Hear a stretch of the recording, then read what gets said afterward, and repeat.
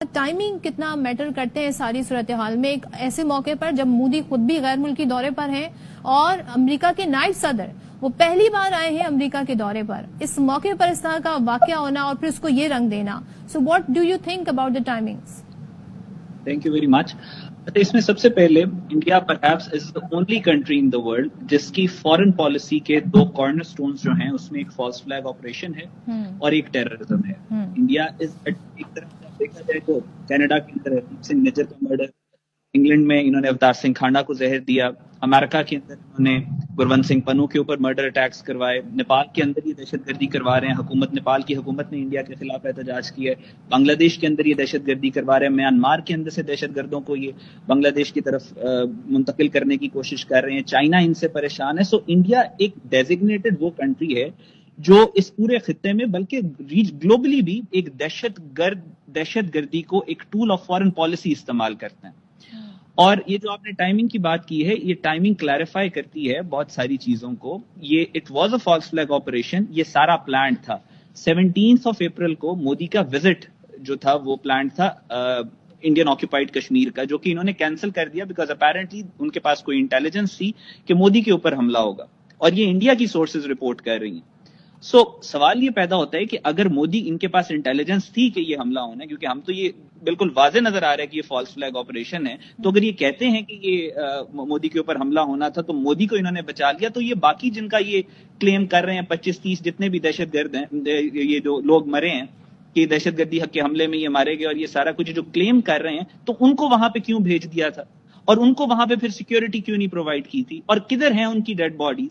और ये सारे का सारा जो प्लान था ये वाजे, क्योंकि इनके इतने ज्यादा फॉल्स फ्लैग ऑपरेशन ये ऑलरेडी कर चुके हैं, तो इनको इनकी जो फुटप्रिंट्स होते हैं, आप जैसे ये वाला जो पहलगाम वाला हुआ, इसके ऊपर पुलवामा के फुटप्रिंट्स हैं सारे के सारे.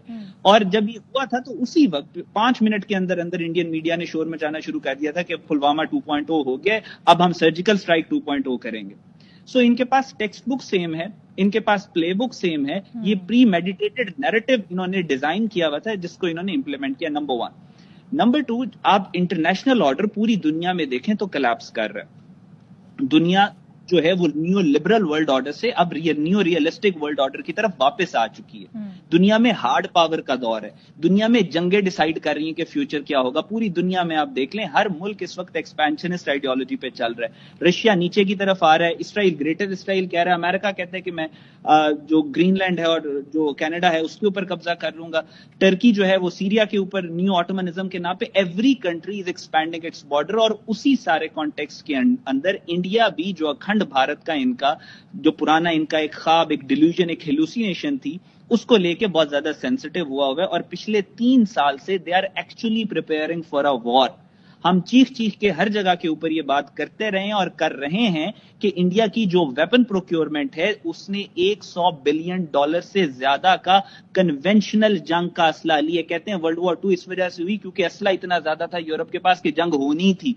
जितना वर्ल्ड वॉर 2 में पूरे यूरोप के पास असला था उतना इंडिया ने सिर्फ पिछले 3 साल में लिया, और वो सारा कन्वेंशनल वॉर का असला है. So they were looking for an excuse. India के अंदर जो टर्मोइल है, जो आग लगी हुई है, अभी भी जब हम बात कर रहे हैं तो पिछले 24 घंटे से 7 सिस्टर स्टेट्स के अंदर पुलिस की और जो फ्रीडम फाइटर्स हैं उनकी लड़ाई हो रही है. अभी भी जब हम बात कर रहे हैं, उनकी मणिपुर उनके हाथ से निकलने वाला है. नागालैंड की जो नागालैंड की एक खातून है ग्रेस कॉलिंस, उनको अमेरिका के व्हाइट हाउस ने ऑनररी प्रेसिडेंट ऑफ नागालैंड कह दी है. अच्छा. खालिस्तान के अंदर जो इंडियन पंजाब है वहां पे आग लगी हुई है. मोदी का ग्राफ तेजी से गिर रहा है. मोदी बड़ी मुश्किल से इस वक्त वो जीते हैं, और बीजेपी में भी मोदी के खिलाफ बहुत सेंटिमेंट है. तो उन सारी चीजों से डिफ्लेक्ट करने के लिए ये फॉल्स फ्लैग ऑपरेशन ऑर्केस्ट्रेट किया गया, and now they are actually itching for a war. कोई शुबे की बात नहीं. आपने काफी इंपॉर्टेंट और इंटरेस्टिंग पॉइंट रेज किए हैं अहमद हसन. आपसे इस पर मजीद बात करेंगे. हारिस नवाज साहब, हम जब तहकीकात की बात करते